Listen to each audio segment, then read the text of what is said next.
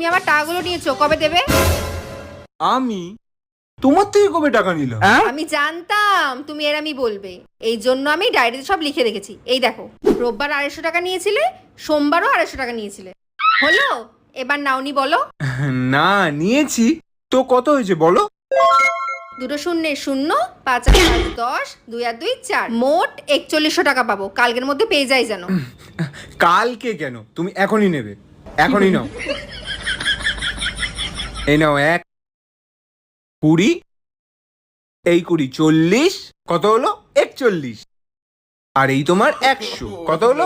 4100। ঠিক আছে, লেখো লেখো, ওখানে পেড লেখো, ফুল পেড লেখো লেখো লেখো।